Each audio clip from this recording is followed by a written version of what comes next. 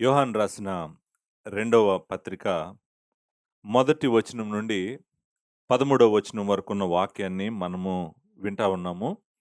ఇది message number 4. ఒకవేళ మీరు డైరెక్ట్‌గా గనక యూట్యూబ్‌లో గాని, ఆడియో ద్వారా గాని వింటున్నట్లయితే, మరి ముందు చెప్పినటువంటి 3 మెసేజెస్ కూడా మీరు వింటే, ఈ గ్రంథం అంతా గూడా యోహాను రాసిన రెండవ పత్రిక అంతా గూడా మీకు అర్థమవుతుంది. ఇండిపెండెంట్‌గా అంటే ఈ ఒక్క మెసేజ్ విన్నా కూడా మీకు అర్థమవుతుంది గానీ, మరి దేవుని ప్రత్యక్షత అంతా గూడా, సంకల్పం అంతా గూడా చెప్తున్నాము. మరి ప్రతి వచనము, ప్రతి పదము, ప్రతి అధ్యాయము, ప్రతి గ్రంథము గూడా చెప్తున్నాం గాబట్టి, దేవుని ప్రత్యక్షత అంతా తెలుసుకోవటం మంచిదని, మరి మిగిలిన మెసేజెస్ కూడా వినాలని మిమ్మల్ని నేను రిక్వెస్ట్ చేస్తా ఉన్నాను. లాస్ట్ మెసేజ్‌లో మొదటి 3 వచనాలను మనము ధ్యానించటం జరిగింది. మొదటి 3 వచనాలలో 2 సత్యాలను మనం చూసాము. మొట్టమొదటిదేంటంటే, మనము సత్యమును ఎరగాలి అనేటువంటిది చూసాము. సత్యము మనము ఎరిగిన వారమై ఉండాలి. సత్యము తెలిసిన వారమై ఉండాలి. అది మొదటి పాయింట్‌గా చూసాము. రెండవ పాయింటు సత్యము మనలో నివసించాలి, ఉండాలి అనేటువంటిది గూడా చూడటం జరిగింది. సో, సత్యము గురించి మాట్లాడుతున్నాడు యోహాను. సత్యము ఎవరు అనేటువంటిది నేను రెండో మెసేజ్‌లో చెప్పాను. దేవుడే సత్యము, దేవుని వాక్యమే సత్యము. సో, మన జీవితాలు ఎప్పుడూ గూడా దేవుని చుట్టూ, దేవుని వాక్యంలో మనము కట్టుకున్నట్టయితే, దేవునికి మహిమ తెస్తాము. సో, అందుకని సత్యం గురించి మాట్లాడుతున్నాడు. 13 వచనాలు గూడా ఆయన మాట్లాడుతుందంతా గూడా సత్యంలో నడవాలని సంఘము, సత్యంలో ఉండాలని, సత్యము వారిలో ఉండాలని. సో, మొత్తము ఆయన మాట్లాడుతుందంట సత్యమే. సో, సత్యం గురించి నేను 2 విషయాలు చెప్పడం జరిగింది. Knowing the truth and dwelling the truth. So, ఆ సత్యము మనలో నివాసం ఉండాలి అనేటువంటిది గూడా నేను మాట్లాడటం జరిగింది. ఈరోజు 4 వచనం నుండి ఉన్న వాక్యాన్ని మనము అర్థం చేసుకోవటానికి ప్రయత్నం చేద్దాము. నాకు 4 వచనం నుండి 13 వచనం వరకు ప్రీచ్ చేయటానికి ప్రిపేర్ అవుతా ఉన్నప్పుడు నాకేమనిపించిందంటే, చాలా విషయాలు యోహాను రెండవ పత్రికలో మాట్లాడుతున్నవి ఆల్రెడీ మొదటి పత్రికలో మాట్లాడాడు. మొదటి పత్రికలో మాట్లాడిన విషయాలే కొన్ని ఇక్కడ మళ్ళా మాట్లాడుతున్నాడు. నేను నిజంగా 55 వర్తమానాలు చెప్పాను మొదటి గ్రంథం మీద, మొదటి పత్రిక మీద. మరలా ఇక్కడ నేను చాలా సమయము ఆగి, మరలా ప్రతిదీ వివరించాలా అన్నటువంటి ప్రశ్నొచ్చింది. నేనేమంటానంటే దయచేసి మీరు మొదటి యోహానులో నేను చెప్పాను అని గనక రిఫర్ చేస్తుంటే గనక ఎక్కడైనా గూడా, మీరు డైరెక్ట్‌గా మొదటి యోహాను వీడియోస్‌కెళ్ళి ఆ వీడియో వాచ్ చేయటానికి ప్రయత్నం చేయండి. ఎక్కడ ఎక్కువ సమయం మనం స్పెండ్ చేయకుండా ముందుకు వెళ్ళటానికి ప్రయత్నం చేద్దాం. 4వ వచనం చదువుతున్నాను. తండ్రి వలన మనము ఆజ్ఞను పొందిన ప్రకారము నీ పిల్లలలో కొందరు సత్యమును అనుసరించి నడుచుచుండుట కనుగొని బహుగా సంతోషించుచున్నాను. యోహాను చాలా సంతోషంగా ఉన్నాడు. బహుగా సంతోషించున్నాను అనేటువంటి మాట మనకు అర్థమవుతుంది. సంతోషం మాత్రమే గాదు, బహుగా సంతోషిస్తున్నాడు. ఆయన చాలా సంతోషంగా ఉన్నాడు. ఐ రిజాయిస్ గ్రేట్‌లీ అనేటువంటి మాట మనం జూస్తాము. సో, బహుగా అనేటువంటి మాట అసలు అంటే ఎంత సంతోషంగా ఉన్నాడు అనేటువంటిది రిజాయిస్‌ని ఎక్స్‌ప్లెయిన్ చేస్తున్నాయి. యాడ్వర్బ్‌గా పనిచేస్తుంది. సో, ఎంత ఆనందంగా ఉన్నాడో చెప్తున్నాడు. ఆయన చాలా ఆనందంగా ఉన్నాను. బహుగా ఆనందంగా ఉన్నాను. దేవుని అపోస్తలుడికి ఇంత సంతోషాన్ని తెచ్చేటువంటిది ఏంటి? వీళ్ళ జీవితాల్లో ఏం జరుగుతుంది? ఏమి ఆయనకు అంత సంతోషం తెచ్చిపెడుతుందంటే, సమాధానం ఏంటంటే, ఆయన బిడ్డలు, దేవుని బిడ్డలు సత్యములో నడుస్తున్నప్పుడు ఆయనకు సంతోషము వస్తుందంట. సత్యములో నడుస్తున్నప్పుడు. ఆ మాట అంటాడు గదా! తండ్రి వలన మనము ఆజ్ఞను పొందిన ప్రకారము, నీ పిల్లలలో కొందరు సత్యమును అనుసరించి నడుచుచుండుట అనే మాట ఉంది గదా! సత్యమును అనుసరించి నడుచుచుండుట. మూడో పాయింట్ ఏంటంటే, మనము సత్యము ఎరగటం మాత్రమే కాదు, సత్యము మనలో నివసించటం మాత్రమే కాదు. చూడండి, సత్యము ఎవరో నేను చెప్పాను మొదటి 2 మెసేజెస్‌లో. సత్యము దేవుడు. తండ్రి అయిన దేవుడు, కుమారుడైన దేవుడు, పరిశుద్ధాత్ముడైన దేవుడు. ఆయనే సత్యము. సత్యవంతుడైనటువంటి దేవుడు. ఆయన మాత్రమే కాదు, ఆయన వాక్యము గూడా సత్యమే. ఆయనలో నుండి కలిగినది గాబట్టి, ఆయన వలన వచ్చింది గాబట్టి, దేవుని వాక్యము గూడా సత్యమే. సో, మనము ఎలా ఉండాలని దేవుడు కోరుకుంటున్నాడంటే, ముందు సత్యవంతుడైన దేవుడిని ఎరగాలంట. దేవుడిని తెలుసుకోవాలి. మొదటి పాయింట్. అంతేకాదు తెలుసుకున్నటువంటి ఆ సత్యము మనలో ఉండాలంట.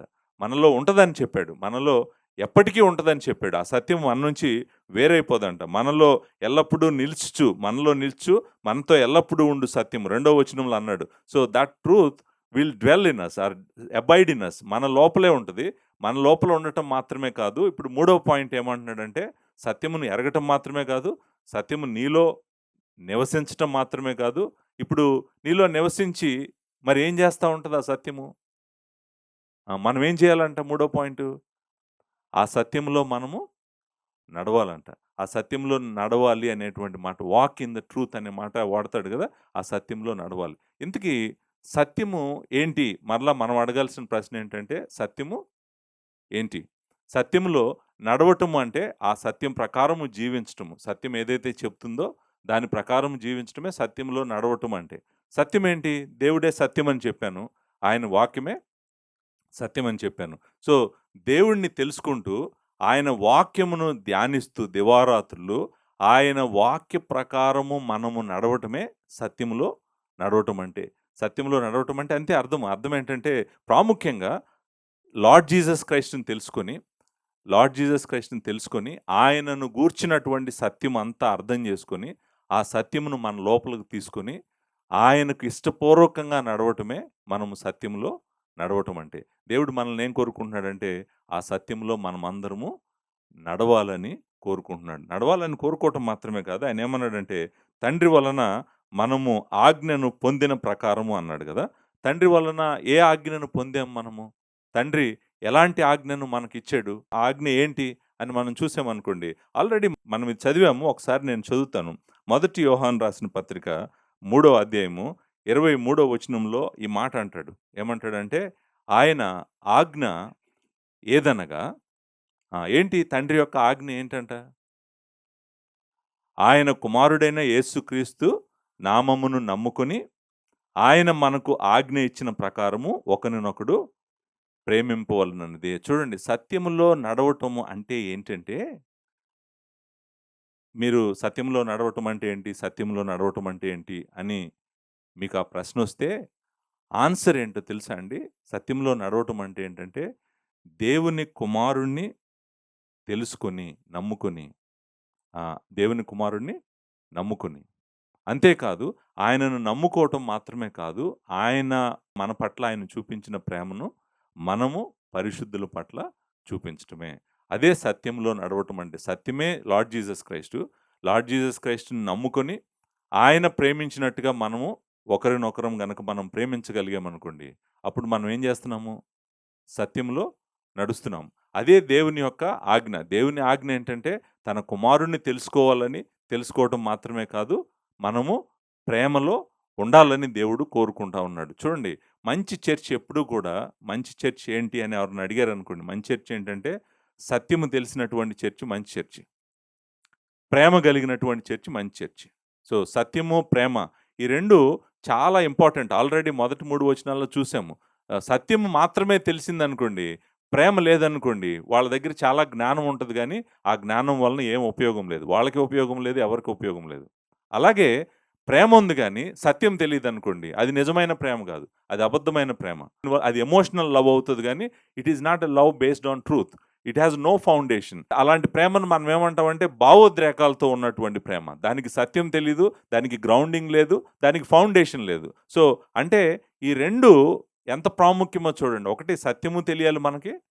2 ఆ సత్య ప్రకారం మనము వేరే వారిని ప్రేమించాలి. ఆ 2 ఎప్పుడైతే మన జీవితంలో జరుగుతాయో, మనము సత్యంలో నడుస్తున్నాము. దేవుడు గూడా అదే కావాలని కోరుకుంటా ఉన్నాడు. సత్యములో అలా మనం నడిచినప్పుడు యోహాను ఏమంటున్నాడంటే, దేవుడి ఆజ్ఞ గూడా అదే. మీరు తన కుమారుడైన క్రీస్తుని ఎరగాలని, మీరు ప్రేమ కలిగి జీవించాలని దేవుడు గూడా కోరుకుంటున్నాడు. మీరు అలా ఉండటం వలన నేను చాలా సంతోషంగా ఉన్నాను. చూడండి, ఒక అపోస్తలుడికి మాత్రమే కాదు, ఒక పాస్టర్ గారికి చాలా సంతోషం తెచ్చేటువంటి విషయం ఏంటంటే, సంఘంలో ఉన్న అందరూ సత్యంలో నడుస్తూ, సంఘంలో ఉన్న అందరూ క్రీస్తుని హత్తుకొని, క్రీస్తుని తెలుసుకొని, ఆయనను హత్తుకొని జీవిస్తూ, ఆయన వారిని ప్రేమించినట్లుగా పరిశుద్ధులను ప్రేమిస్తా ఉన్నారనుకోండి, ఆ సంఘము మంచి సంఘము. ఆ సంఘము కాపరికి చాలా ఆనందాన్ని తీసుకొస్తది. ప్రేమ లేదనుకోండి, ఏముంటాయో తెలుసా? కక్షలుంటాయి, పోట్లాటలుంటాయి, ఘర్షణుంటది, రాజకీయాలుంటాయి. ప్రేమ లేని చోట చాలా దారుణంగా ఉంటదనమాట. దానిని మనము సంఘమని గూడా అనగూడదనమాట. సో, నిజానికి క్రీస్తు ప్రేమను ఎరిగిన వారు క్రీస్తులాగా ప్రేమిస్తారు.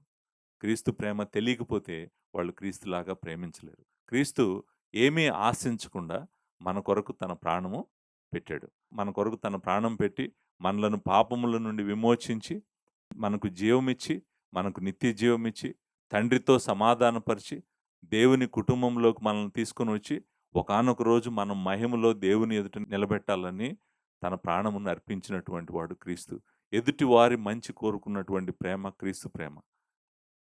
ఎదుటివారికి శ్రేష్టమైనది కావాలనుకునేది క్రీస్తు ప్రేమ. అలాంటి ప్రేమ మనము కలిగున్నప్పుడు నిజంగా మనము సత్యంలో నడుస్తున్నాం. సత్యంలో నడవటం అంటే ఏంటంటే, లార్డ్ జీసస్ క్రైస్ట్ గురించినటువంటి జ్ఞానమును మనం సంపాదించుకొని, ఆయనను పోలి, ఆయనలాగా మనం బ్రతకటమే సత్యంలో నడవటం. ప్రభువు గూడా అంటాడు గదా! నిన్ను నువ్వు ఉపేక్షించుకొని, నీ సిలువనెత్తుకొని నన్ను వెంబడించవలెను. అది నడవటం అంటే. సత్యంలో నడవటం అంటే ఏంటంటే, మనల్ని మనము మన చిత్తమేమి లేదు. మన చిత్తం ఏంటంటే, తండ్రి నీ చిత్తమేనని మన చిత్తాన్ని పూర్తిగా దేవుని చిత్తానికి అప్పగించుకొని, క్రీస్తులాగా బ్రతకటమే సత్యంలో నడవటం అంటే. సత్యంలో నడవాలని నడిచినప్పుడు చాలా సంతోషము అపోస్తలుడికి తీసుకురావటం మాత్రమే కాదు, కాపరికి కూడా అదే సంతోషము తీసుకొనొస్తది. నా ప్రశ్న ఏంటో తెలుసా అండి? మీలో ఎంతమంది నిజంగా సత్యాన్ని తెలుసుకున్నారు? మీలో ఎంతమంది నిజంగా సత్యాన్ని కలిగి ఉన్నారు? సత్యం మీలో నివసిస్తుందా? నంబర్ 3, మీరు ఆ సత్యములో నడుస్తున్నారా? సో, మీరు సత్యమును ఎరిగి, సత్యం మీలో నివాసం ఉంటే గనక అది మీలో ఫలిస్తది. మీరు తప్పకుండా ఆ సత్యంలో నడుస్తారు. నడవాలనే దేవుడు కోరుకుంటున్నాడు. నడవాలంటే మరలా చెప్తున్నాను, మీరు సత్యంలో నడవాలంటే మీకు సత్యము తెలియాలి. వెంటనే మీరడిగే ప్రశ్నేంటంటే, సత్యము ఎక్కడుంది? నేను మరలా చెప్తున్నాను. ఇదిగోండి సత్యము. నేను వాక్యం తర్వాత వాక్యము, పదం తర్వాత పదము, వచనం తర్వాత వచనము, అధ్యాయం తర్వాత అధ్యాయము, పుస్తకం తర్వాత పుస్తకము నేను చెప్పుకుంటూ వెళ్తున్నాను. ఎందుకంటే, ఇదే సత్యము. దీనికి బయట మీరు ఎంతసేపు గడిపినా, ఎంతసేపు మాట్లాడినా గూడా అది సత్యం కాదు. ఇదొక్కటే సత్యము. కాబట్టి సత్యంలో నడవాలంటే ముందు మీకేం తెలియాలంటే, దేవుని వాక్యము మీకు తెలియాలి. దేవుని వాక్యం మీకు ఎక్కువ తెలిస్తే, దానికి ఎక్కువ మీరు విధేయత చూపించగలుగుతారు. మీకు తెలియని దానికి మీరు విధేయత చూపించలేరు. మీకు తెలియని దాంట్లో మీరు నడవలేరు. మీరు నడవాలంటే మీకు సత్యము తెలియాలి. సత్యం తెలియాలి గాబట్టే, సత్యమును దివారాత్రులు మీ కన్నుల ఎదుట పెట్టుకొని, దానిని మీరు ధ్యానిస్తూ ఉంటే, దేవుడు మీతో మాట్లాడుతా ఉంటాడు. తన కుమారుడు గురించి మాట్లాడుతా ఉంటాడు. పరిశుద్ధాత్ముడు గురించి మాట్లాడుతుంటాడు. తండ్రి అయిన దేవుడి గురించి మాట్లాడుతుంటాడు. ఆయన సంకల్పం గురించి మాట్లాడుతుంటాడు. ఆయన చేయబోయే వాటి గురించి మాట్లాడుతుంటాడు. ఇవన్నీ మాట్లాడుతున్నప్పుడు మనం ఏం చేయాలంటే, ఆ చిత్తానికి మనము తల వంచి, తండ్రి నీ ఇష్ట ప్రకారము నేను జీవిస్తాను అని బ్రతకటమే మనము సత్యములో నడవటం అంటే. ప్రాముఖ్యంగా తన కుమారుణ్ణి ఎరిగి ప్రేమ కలిగిన జీవితం మనం చూపించగలిగితే గనక మనము సత్యంలో నడుస్తున్నట్టే. నేను మన సంఘంలో ఉన్న ప్రతి ఒక్కరి దగ్గర నుంచి గూడా నేను అడుగుతుంది ఇదే. మీరు సత్యము తెలుసుకోవటానికి ప్రయత్నం చేయండి. You make every effort to know the truth. To know the truth and also to walk in the truth. సత్యమును ఎరగటం మాత్రమే కాదు, సత్యములో నడవటానికి మీరు ప్రతి ప్రయత్నము చేయాలి. ముందు నడవాలంటే ఎరగాలి కాబట్టి ముందు తెలుసుకోవాలి. తెలుసుకున్న తర్వాత దాంట్లో మనము నడవాలి. ఇక్కడ యోహాను ఒక మాట అన్నాడు. ఏమన్నాడో తెలుసా? "నీ పిల్లలలో కొందరు" అన్నాడు గదా! "నీ పిల్లలలో కొందరు సత్యమును అనుసరించి నడుస్తున్నారు." చాలామంది ఏమంటారంటే, కొంతమందే నడుస్తున్నారు చర్చ్‌లో. మిగిలిన వాళ్ళు సత్యంలో నడవట్లేదు. మిగిలిన వాళ్ళు సత్యం నుండి దూరమైపోతున్నారో, లేకపోతే సత్యము వెనకబడిపోతున్నారు సత్యం విషయంలో అని కొంతమంది ఈ ఈ మాటను అర్థం చేసుకోవడానికి అవకాశం ఉంది గానీ, నేననుకుంటాను ఈ సంఘంలో కొంతమంది యోహానుకు పర్సనల్‌గా తెలిసే ఉంటది. వాళ్ళు ఎంత దేవుడిని ప్రేమించి, దేవుని కోసం బ్రతుకుతున్నారో ఆయనకి తెలిసుంటది. ఆయన జీవితంలో వాళ్ళని కలిసుండొచ్చు. కలిసుండటం వల్ల ఆయనేమంటున్నాడంటే, మీలో కొంతమంది నిజంగా సత్యంలో నడుస్తున్నారని నేను తెలుసుకున్నాను. నాకు తెలుసు. దాన్ని బట్టి నేను సంతోషిస్తున్నాను. మీరు చూడండి చర్చిలో గూడా, చర్చిలో ఉన్న అందరూ సత్యాన్ని ఒకే విధంగా ప్రేమించరు. చర్చిలో ఉన్న అందరూ సత్యంలో నడవటానికి ప్రయత్నం చేయరు. కొంతమంది చాలా ఆశ ఉంటది. సత్యం తెలుసుకోవాలని, సత్యంలో నడవాలని. క్రీస్తును గూర్చిన అతి శ్రేష్టమైన జ్ఞానము సంపాదించుకోవాలని, ఆయన యందే ఉండాలని, ఆయనే సమస్తమని ఆయన్ని వెతుకుతారు కొంతమంది. కొంతమంది వెతకరు. చాలా ప్యాసివ్‌గా ఉంటారు. చర్చ్‌కొచ్చి మెదలకుండా కూర్చొని ఎళ్ళిపోతా ఉంటారనమాట. సో, ఆయన అది నిజమే. ఎందుకంటే సంఘంలో ఉన్న అందరూ సత్యంలో నడిచారనుకోండి, ఆయనకి కాదు కాపరికి చాలా జాయ్ ఒస్తది. కానీ అందరూ నడవట్లేదు. అందరూ నడవరు. అది నిజమే. కానీ ఇక్కడ యోహాను ఆ మాట రాయటానికి కారణం ఏంటంటే, ఆయన ఆ చర్చ్‌లో పర్టిక్యులర్‌గా ఈ స్థానిక సంఘంలో ఉన్నటువంటి వాళ్ళలో కొంతమంది ఆయనకి తెలిసుంటారు. తెలియటం మాత్రమే కాదు, వాళ్ళు సత్యంలో నడుస్తున్నారని ఆయన ఎరిగున్నాడు గాబట్టి, ఆ మాట రాయటం జరిగిందనమాట. 4 వచనము అయిపోయింది. 5 వచనము, 6 వచనము. ఈ 2 వచనాలు ప్రేమ గురించి మాట్లాడాను కదా! నేనిందాక బ్రీఫ్‌గా. ప్రేమ గురించి మాట్లాడాను. ఈ 2 వచనాలు మాట్లాడేదేంటంటే, మూడో పాయింటు అయిపోయింది. సత్యంలో మనం నడవాలి అనేది మూడో పాయింట్. నాలుగో పాయింటు సత్యముతో మనం ప్రేమించాలి. మనం సత్యములో ప్రేమించాలి. లేకపోతే సత్యముతో ప్రేమించాలి. ప్రేమించేవారుగా ఉండాలని దేవుడు కోరుకుంటా ఉన్నాడు. 5వ వచనము, 6వ వచనము. కాగా అమ్మా, క్రొత్త ఆజ్ఞ నీకు వ్రాసినట్టు కాదు గాని, మొదటి నుండి మనకు కలిగిన ఆజ్ఞనే వ్రాయుచు, మనము ఒకరినొకరు ప్రేమింపవలనని నిన్ను వేడుకొనుచున్నాను. ఆహ్, మీకు అర్థమైంది. ఈ వచనం ఎక్కడో చదివినట్టుగా గూడా అనిపిస్తా ఉంది.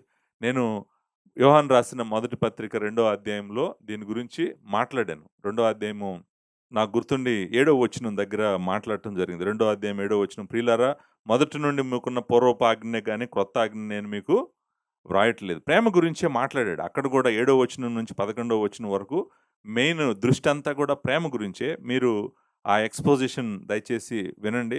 ప్రేమ గురించి ఒక్కసారి గాదు, మొదటి యోహానులో చాలా సార్లు మాట్లాడాడు. 4 అధ్యాయము 7 వచనం నుంచి 5 అధ్యాయం 5 వచనం వరకు మొత్తం ప్రేమ గురించే. ప్రేమ గురించి ఆయన మాట్లాడాడు. ఇక్కడ నేను దాని గురించి టైమ్ స్పెండ్ చేయట్లేదు. నేను మరలా చెప్తున్నాను. మీరు దయచేసి ఫస్ట్ జాన్ వినండి. ఇక్కడ ఆయన ఏమంటున్నాడంటే, క్రొత్త ఆజ్ఞ నీకు రాసినట్టు కాదు గానీ, మొదటి నుండి మనకు కలిగిన ఆజ్ఞ వ్రాయొచ్చు. మనము ఒకరినొకరు ప్రేమింపవలనని నిన్ను వేడుకొనుచున్నాము. సో, మనము చెప్తున్నటువంటి ఆజ్ఞ ఏంటి ఇక్కడ? మనం ఒకరినొకరు ప్రేమించాలి. ఇది క్రొత్త ఆజ్ఞ ఏమీ కాదు. ప్రభువు చెప్పినటువంటి ఆజ్ఞను. అంతేకాదు అపోస్తలులు ప్రకటించినటువంటి సత్యమేనిది. అపోస్తలులు ప్రకటించారని నేను మొదటి యోహానులో చూపించాను మీకు. ఇక్కడ గూడా మరలా ఆయన ఏం చెప్తున్నాడంటే, మీరు ఒకరినొకరు ప్రేమించాలి. నాకు తెలీదు ఫస్ట్ జాన్‌లో నేను ప్రేమ గురించి ఎన్ని మెసేజెస్ చెప్పానో. నా రిక్వెస్ట్ ఏంటంటే, ప్రేమ అనేటువంటిది దేవుని దగ్గర నుంచి మొదలవుతుంది. ప్రేమ దేవుని యొద్ద నుండి మొదలవుతుంది. మనకు ప్రేమించటం అంటే ఏంటో తెలీదు. మనము స్వార్థపరులం. మనకు ప్రేమించటం అంటే ఏంటో తెలీదు. దేవుడిలాగా ప్రేమించటం అంటే ఏంటో అస్సలు తెలీదు మనకి. ప్రేమ తండ్రైన దేవుడి దగ్గర నుంచి ప్రవహించటం మొదలుపెడుతుంది. తండ్రైన దేవుడు తన ప్రియకుమారుడు తాను ఎంతో ఇష్టపడినటువంటి తన ప్రియకుమారుడినే మన కొరకు ఇచ్చాడు. దాంట్లో ఏముంది? దాంట్లో ప్రేముంది. మనము మొదటి యోహాను 4 అధ్యాయంలో చూసాం గదా! 4 అధ్యాయము 9 వచనంలో మనము ఆయన ద్వారా జీవించినట్లు దేవుడు తన అద్వితీయ కుమారుని లోకంలోనికి పంపెను. దీని వలన దేవుడు మన యందుంచిన ప్రేమ ప్రత్యక్షపరచబడుతుంది. చూసారండి? ప్రేమకు ఆది, ప్రేమకు మూలము మనం గాదు. మనము స్వార్థపరులం. మనకు ప్రేమించటం తెలీదు. మనకివ్వటం తెలీదు. మనకు పోగేసుకోవటమే తెలుసు. నిజమైన ప్రేమ ఎక్కడ మొదలవుతుందంటే, తండ్రి అయిన దేవుడి దగ్గర మొదలవుతుంది. ఎలా మొదలవుతుందంటే, తన రొమ్మున ఆనుకొని ఉన్న తన అద్వితీయ కుమారుడు, తన ప్రియ కుమారుడిని మన కొరకు ఇచ్చాడు. అందులో ఏముంది? ప్రేముంది. అంతేకాదు, 10వ వచనంలో అంటాడు, "మనము దేవుని ప్రేమించితిమని కాదు, తానే మనలను ప్రేమించి, మన పాపములకు ప్రాయశ్చిత్తమయ్యుటకు తన కుమారుడిని పంపెను." ఇందులో ప్రేమ ఉన్నది. చూడండి, మనకు దాంట్లో ప్రేమ కనిపిస్తుంది. ఏంటంటే దేవుడు తన ప్రియకుమారుడినే మన కొరకు ఇచ్చాడు. అంతేకాదు, మీరు క్రీస్తులో గూడా ప్రేమ కనిపిస్తా ఉంది. తనను తాను అర్పించుకున్నాడు గదా! ఎవరు? క్రీస్తు. మన కోసము సిలువలో తన ప్రాణము పెట్టాడు. ఆయన దాంట్లో ఏం కనపడుతుంది మనకి? దాంట్లో కూడా ప్రేమ కనిపిస్తా ఉంది. సో, తండ్రి వద్ద నుంచి ప్రవహిస్తా ఉన్న ప్రేమ కుమారుని దగ్గరికొచ్చింది. కుమారుడి దగ్గరున్నటువంటి ప్రేమ పరిశుద్ధాత్ముడి ద్వారా మన హృదయాల దగ్గరికి వస్తుంది. మన హృదయాలలో దేవుడు తన ప్రేమను కృమ్మరిస్తున్నాడు. కాబట్టే మనం ఎలా ఉండాలంట? మనం ప్రేమించే వారంగా ఉండాలంట. మన ప్రేమ దేవుని ప్రేమ యొక్క ప్రతిబింబమే గాని, మన ప్రేమ మొదలు కాదు, ఆధారం కాదు. మన ప్రేమ కేవలము దేవుడు మన హృదయాల్లో కుమ్మరిస్తున్నాడు కాబట్టే మనం ప్రేమించగలుగుతున్నాం. మనము దేవుడిని ప్రేమించగలుగుతున్నామంటే కారణం దేవుని ప్రేమ అర్థం చేసుకున్నాం కాబట్టే. మనము సహోదరుడిని, సహోదరిని ప్రేమిస్తున్నామంటే కారణం గూడా దేవుడి ప్రేమను అర్థం చేసుకున్నాం కాబట్టి. దేవుడి ప్రేమను అర్థం చేసుకోకపోతే, క్రీస్తు ప్రేమను అర్థం చేసుకోకపోతే, మనము కష్టంలో ఉన్న ఒక వ్యక్తి దగ్గరికెళ్ళము. ఆ వ్యక్తిని ప్రేమించలేము. మన ప్రేమ దేవుని ప్రేమ యొక్క రిఫ్లెక్షన్. సో, ఆయనేమంటున్నాడంటే, మీరు ప్రేమించండి అన్నాడు. మొదటి నుంచి ఉన్నటువంటి ఆజ్ఞే మీరు ప్రేమించండి. ఒకరినొకడు ప్రేమించాలి అని చెప్తున్నాడు. మరలా నేననుకుంటాను, గ్రేస్ లైఫ్ చర్చి, మన చర్చి ప్రేమ విషయంలో చాలా ఎదిగారు. పరిశుద్ధుల ఎడల ప్రేమ విషయంలో మీరు ప్రాముఖ్యంగా మన సంఘంలో ఉన్నటువంటి వాళ్ళు చాలా ప్రేమిస్తారు. మీకు పరిశుద్ధుల ఎడల నేను వాడే పదం ఏంటంటే, మీకు పిచ్చి ప్రేమ ఉండాలి. మీరు బ్రతికేది వాళ్ళ కోసమే అన్నట్టు బ్రతకాలి. మనం బ్రతికేది మన కోసం గాదు. క్రీస్తు ఆయన కోసం ఆయన బ్రతకలేదు. క్రీస్తు మన కోసం బ్రతికాడు. అలాగే మన ప్రేమ ఎలా ఉండాలంటే, పరిశుద్ధుల ఎడల పిచ్చి ప్రేమ కలిగి ఉండాలి. క్రీస్తు లాంటి ప్రేమ మనం కలిగి ఉండాలి. ఎదుటివారి శ్రేయస్సును కోరుకోవాలి. ఎదుటివారి మంచిని కోరుకోవాలి. ఎదుటివారి ఆశీర్వాదంను కోరుకోవాలి. అలాంటి ప్రేమ మనము చూపించాలనే దేవుడు కోరుకుంటున్నాడు. అలా ప్రేమ కలిగిన వారం మనము అవ్వాలంటే, మనకు సత్యము తెలియాలి. ఏం తెలియాలి? సత్యము తెలియాలి. లార్డ్ జీసస్ క్రైస్ట్ తెలియాలి. ఫాదర్ తెలియాలి. తండ్రి అయిన దేవుడు తెలియాలి. ప్రభువు తెలియాలి. పరిశుద్ధాత్ముడు తెలియాలి. దేవుడు తెలియకుండా నువ్వు ప్రేమించలేవు. నువ్వు ప్రేమించు అని ఎన్ని సార్లు చెప్పినా గూడా ప్రేమించలేరు. దానికి ఆధారం ఉండాలి. నీ ప్రేమకు ఆధారం ఏంటి? నీ ప్రేమకు ఆధారం సత్యము. నేను అందుకే చెప్తున్నాను. ప్రేమ ఎప్పుడు సత్యములో నుండే బయటికి రావాలి. ప్రేమ ఎప్పుడు సత్యంలో నుండే బయటికి రావాలి. ప్రభువు చెప్పినటువంటి ఆజ్ఞను ఒకసారి నేను చదువుతాను. మొదటి నుండి ఉన్నటువంటి ఆజ్ఞ. ఎందుకంటే ప్రభువే తన శిష్యులకు ఇచ్చినటువంటి ఆజ్ఞ ఇది. యోహాను సువార్త 13వ అధ్యాయము 34వ వచనంలో ఈ మాట అంటాడు ప్రభు. "మీరు ఒకరినొకరు ప్రేమింపవలెనని మీకు క్రొత్త ఆజ్ఞ ఇచ్చుచున్నాను." ఈ ఆజ్ఞ ప్రభువు ఇచ్చాడు. అపోస్తలులకి ఇచ్చాడు. ఆయన శిష్యులకి ఇచ్చాడు. ఆయన శిష్యులు ప్రకటించారు. అదే సత్యాన్ని ప్రకటించారు. ఏంటంటే, మీరు ఒకరినొకరు ప్రేమింపవలెనని మీకు క్రొత్త ఆజ్ఞ ఇచ్చున్నాను. ఏంటి ఆ న్యూనెస్ ఏంటంటే, క్రొత్తదనం ఏంటంటే, నేను మిమ్మును ప్రేమించినట్టే మీరును ఒకరినొకరు ప్రేమింపవలెను. నేను ఇంతకు ముందు కూడా చెప్పాను. నిన్ను వలె నీ పొరుగువాడిని ప్రేమించడం గాదు. నిన్ను వలె నీ పొరుగువాడిని ప్రేమించడం గాదు. ఇక్కడేముంది? మన ప్రేమకు ఆధారం ఏంటి? ఆ! క్రీస్తు మనలను ప్రేమించిన ప్రకారము మనం ఒకరినొకరు ప్రేమింపవలెను. మీరు ఒకని ఎడల ఒకడు ప్రేమ గలవారైన ఎడల దీనిని బట్టి మీరు నా శిష్యులని అందరూ తెలుసుకొందురు. చూసారండి, లోకము మనము దేవుని బిడ్డలమని ఎలా తెలుసుకుంటదంట అంటే, మన మధ్యలో ఉన్నటువంటి ప్రేమను బట్టి. నిజానికి చాలామంది సువార్త దగ్గరికి ఎందుకొస్తారంటే, మనము ప్రేమ గలవారమై ఉంటే. మన సంఘంకొచ్చినప్పుడు, కొత్తవారు వచ్చినప్పుడు మనము వారికి క్రీస్తు ప్రేమను చూపించామనుకోండి, దేవుడు వాళ్ళని కనికరిస్తాడు. వాళ్ళని రక్షిస్తాడు. మనము నిజంగా దేవుని బిడ్డలమని లోకము చూడగలిగేటువంటి ఒకే ఒక వెలుగేంటంటే అది ప్రేమ. ప్రేమ ద్వారా మాత్రమే మనము దేవుని బిడ్డలమని లోకానికి చూపించగలం.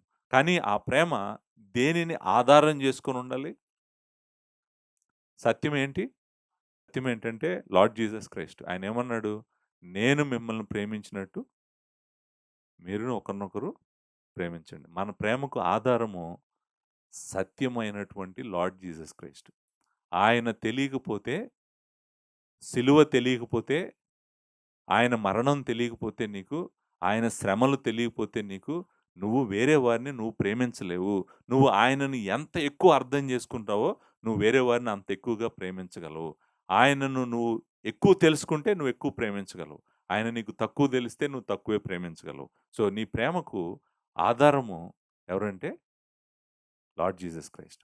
లార్డ్ జీసస్ క్రైస్ట్ యొక్క ప్రేమను మనం అర్థం చేసుకొని, మనము ఒకరినొకరు ప్రేమించాలి అని చెప్తున్నాడనమాట. నిజానికి ధర్మశాస్త్రం గూడా అదే చెప్తుంది గదా! మత్తయి సువార్త 22వ అధ్యాయం ధర్మశాస్త్రం ఏం చెప్తుంది? మొట్టమొదట దేవుడిని ప్రేమించాలి. తర్వాత పొరుగువారిని ప్రేమించాలి. అంతే కదా! ధర్మశాస్త్రం యొక్క సమ్మరీ ఏంటి?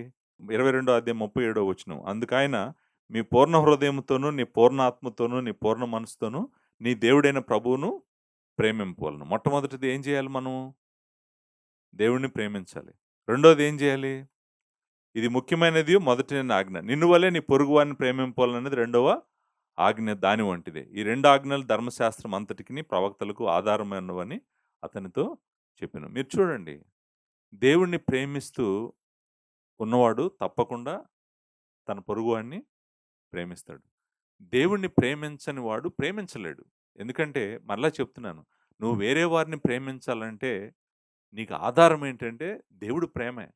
దేవుడు నిన్ను ఎంత ప్రేమించాడు, నువ్వు ఆయనను ఎంత ప్రేమిస్తున్నావు. దేవుడి నుంచి ప్రవహిస్తున్నటువంటి ఆ ప్రేమ నీ హృదయంలోకొచ్చి, నీ హృదయాన్ని నింపి, ఆ ప్రేమ ఆయన వైపు ఎళ్ళాలి. మరలా అలాగే వేరే వాళ్ళ వైపు కూడా ఎళ్ళాలి. 2 వైపులా ప్రవహించాలి. ఆయనను ప్రేమించాలి నువ్వు పూర్ణ హృదయంతో.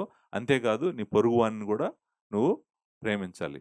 మొత్తము నిజానికి న్యూ టెస్టమెంట్ అంతా కూడా చెప్తుంది ఇదే. దేవుడిని ప్రేమించి, మన సహోదరుడిని ప్రేమించడమే మనము దేవుని వాక్యం అంతా నెరవేరుస్తాం.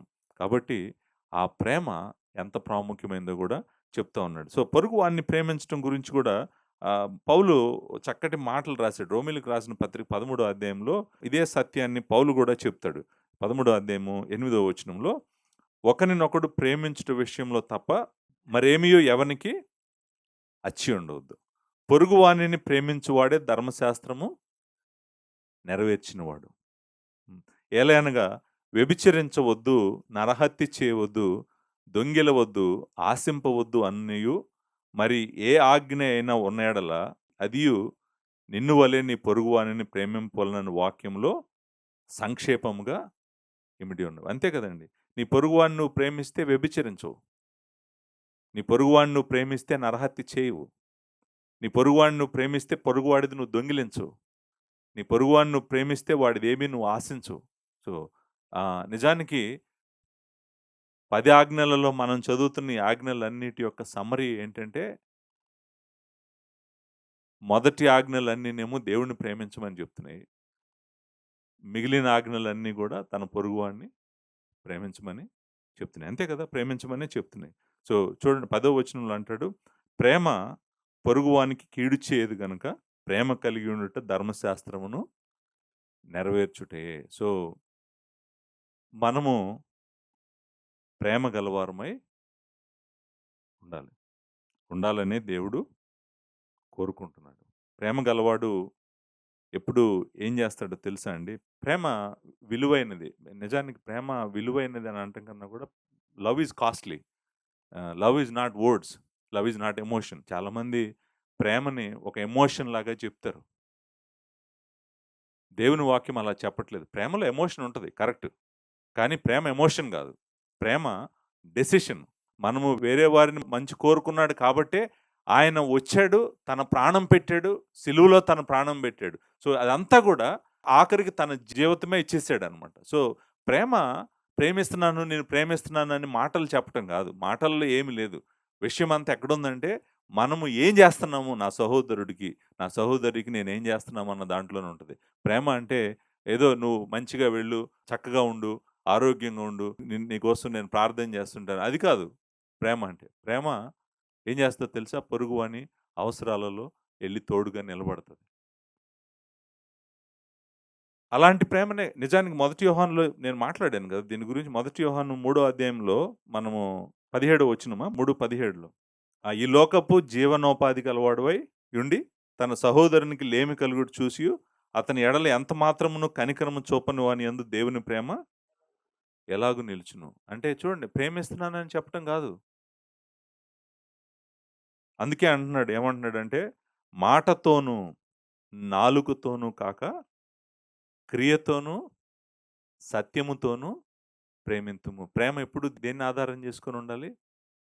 సత్యము. సత్యము మీద సత్యములో నుంచి ఆటోమేటిక్‌గా క్రియలు మనకు కలుగుతాయి కాబట్టి, ప్రేమ ఎప్పుడు సత్యమును ఆధారం చేసుకున్నదై ఉండాలి. ఆధారం చేసుకున్నదై ఉండి, మనము సహోదరులను ప్రేమించాలి. మన సంఘంలో, పరిశుద్ధులలో వాళ్ళ జీవితాల్లో కష్టం చూసినప్పుడు పరిగెట్టుకుంటూ వెళ్ళాలి. అవసరం చూసినప్పుడు పరిగెట్టుకుంటూ వెళ్ళాలి. మనం చేయగలిగినంత చేయాలి. చేయలేకపోతే సహాయం ఎక్కడ దొరుకుతదో వెతకాలి. అక్కడి నుంచి సహాయం అక్కడికొచ్చేటట్టు చూడాలి. చూడాల్సిన బాధ్యత మనదే. అది ప్రేమించటం అంటే. ప్రేమ నిజంగా మాటతో గాదు, క్రియతోనూ, సత్యంతోనూ ఉండాలని దేవుడు కోరుకుంటున్నాడు. అలా ప్రేమించేటువంటి మంచి సంఘంగా మనం ఉండాలని దేవుడు కోరుకుంటున్నాడు. 6వ వచనంలో అంటాడు, మనం ఆయన ఆజ్ఞల ప్రకారము నడుచుటయే ప్రేమ. మీరు మొదటి నుండి వినిన ప్రకారము ప్రేమలో నడుచుకొనవలనన్నదే ఆ ఆజ్ఞ. ఆజ్ఞ ప్రేమలో నడుచుకోమంటున్నాడు గదా! మీరు మొదటి నుండి వినిన ప్రకారమే ప్రేమలో నడుచుకోండి. ఆ ప్రేమలో నడవాలి, ప్రేమించాలని చెప్పాను గదా నేను. కానీ ఇక్కడ మీరు జాగ్రత్తగా గమనించారో లేదో, ఆయన ప్రేమ అంటే ఏంటో చెప్తున్నాడు. ప్రేమ అంటే ఏంటి? ప్రేమించడం అంటే ఏంటి? ప్రేమించడం అంటే ఏంటంటే, మనం ఆయన ఆజ్ఞల ప్రకారము నడుచుటయే ప్రేమ. అంతే గదా! సత్య ప్రకారము నడవటమే ప్రేమ. ఆయన ఆజ్ఞలు సత్యమైనవి గదా! ఆయన ఆజ్ఞలు సత్యమైనవి. ఆయన ఆజ్ఞల ప్రకారము నడుచుటయే ప్రేమ. అంటే అర్థమేంటి? అర్థమేంటంటే, దేవుని వాక్యంలో దేవుడు ఏదైతే మనల్ని చేయమని చెప్పాడో, అది చేయటమే ప్రేమ. ఇప్పుడు మరలా జాగ్రత్తగా గమనించారో లేదో, ప్రేమ 2 డైరెక్షన్స్‌లో ఎళ్తది మన దగ్గర నుంచి. మన దగ్గర నుంచి ప్రేమ 2 డైరెక్షన్స్‌లో ఎళ్తది. ఒక డైరెక్షను వర్టికల్ డైరెక్షన్. మనము దేవుడిని ప్రేమిస్తాం. తండ్రైన దేవుడిని, కుమారుడైన దేవుడిని, పరిశుద్ధాత్ముడైన దేవుడిని ప్రేమిస్తాము. వర్టికల్ డైమెన్షన్‌లో ప్రేమ యొక్క నిర్వచనం ఏంటి? మీరు యోహాను సువార్త 14 అధ్యాయము 15వ వచనం చదవండి. ఇది వర్టికల్ డైమెన్షన్ మాట్లాడుతున్నాను నేను. 15వ వచనం. మీరు నన్ను ప్రేమించిన యెడల నా ఆజ్ఞలను దేవుడిని ప్రేమించటం అంటే ఏంటి? కాదా? దేవుడిని ప్రేమించడం అంటే ఏంటి? వర్టికల్ డైమెన్షన్ మాట్లాడుతున్నాను నేను. నేను దేవుడిని ప్రేమిస్తున్నాను, దేవుడిని ప్రేమిస్తున్నాను అని మనం చెప్తూ, దేవుని మాట వినట్లేదనుకోండి. నిజానికి నువ్వు దేవుడిని ప్రేమించట్లేదు. దేవుడిని ప్రేమిస్తే మనం ఏం చేస్తాం వెంటనే? ఆయన మాటలు, ఆయన మాట వింటాం. అంతే గదండీ! ఇప్పుడు తండ్రిని గాని, తల్లిని గాని కుమారుడు ప్రేమిస్తున్నాడని, కుమార్తె ప్రేమిస్తుందని ఎక్కడ తెలుస్తది? తల్లి మాట, తండ్రి మాట విన్నప్పుడే తెలుస్తది. లేకపోతే అతను ప్రేమించట్లేదు. ఆమె ప్రేమించట్లేదు. ప్రేమ ఏమడుగుతుందంటే ఒబీడియన్స్ అడుగుతుంది. ప్రేమ ఏమడుగుతుంది? ఒబీడియన్స్ అడుగుతుంది. దేవుడు ఏమడుగుతున్నాడు? ఒబీడియన్స్ అడుగుతున్నాడు.